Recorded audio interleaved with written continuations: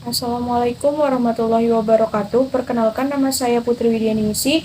Saya dari kelas B PPKN Stambu 2022. Di sini saya akan menjelaskan tentang konsep PPKN. Jadi, PKN itu disiplin ilmu utamanya adalah ilmu politik. Tetapi, tidak semua kajian dalam ilmu politik diambil, namun hanya yang berkaitan dengan demokrasi politik. Kajian demokrasi politik inilah yang kemudian melahirkan istilah civics. Lalu kemudian civics ini dianggap tidak sesuai dengan kebutuhan masyarakat dan tidak memuat nilai-nilai pendidikan, sehingga civics berubah menjadi gerakan civics education atau pendidikan kewarganegaraan.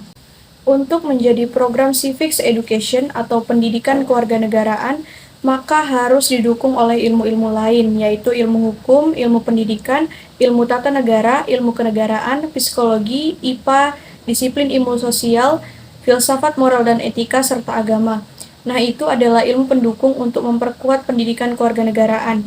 Dan konsep ini karena didukung oleh berbagai macam ilmu, maka dapat dikatakan pendekatan dalam pendidikan kewarganegaraan itu ada tiga. Yang utama adalah interdisipliner, yang artinya ilmu kewarganegaraan itu dibangun atas ilmu-ilmu yang sama. Kemudian ada multidisipliner yang artinya banyak bidang ilmu. Dan yang terakhir adalah cross-disipliner yang artinya integrasi antara dua bidang ilmu atau lebih. Kemudian pendidikan kewarganegaraan ini terdiri dari tiga dimensi. Yang pertama akademik, yang kedua ada kurikuler, dan yang terakhir adalah sosial kultural. Perbedaannya adalah pada dimensi akademik, PKN mengkaji dalam konteks keilmuannya.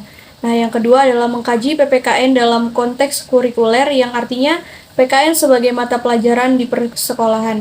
Dan yang terakhir adalah dimensi sosial kultural, yang artinya bagaimana PKN berkontribusi dalam kehidupan bermasyarakat. Tujuan dari tiga dimensi tersebut adalah untuk kehidupan bermasyarakat, berbangsa dan bernegara dengan sistem demokratis, sehingga untuk memperkuat dan membekali warga negara agar ikut berpartisipasi dalam penguatan nilai-nilai moral, maka PPKN mengkaji hubungan antara negara dengan warga negara dan sebaliknya, atau warga negara dengan warga negara, sehingga harapannya PKN ini bisa menjadikan masyarakat Indonesia yang civil society atau masyarakat madani. Tujuan ini bisa tercapai ketika warga negara itu punya tiga kompetensi, yaitu civic intelligence yang artinya pengetahuan kewarganegaraan. Yang kedua adalah civic responsibility yang artinya warga negara yang bertanggung jawab. Kemudian adalah civic participation yaitu warga negara yang mau berpartisipasi. Nah, civic intelligence ini artinya kepintaran itu bukan hanya kepintaran intelektual, tetapi pintar juga secara emosional dan spiritual serta sosial. Demikianlah penjelasan dari saya tentang konsep pendidikan kewarganegaraan. Kurang dan lebihnya saya mohon maaf. Assalamualaikum warahmatullahi wabarakatuh.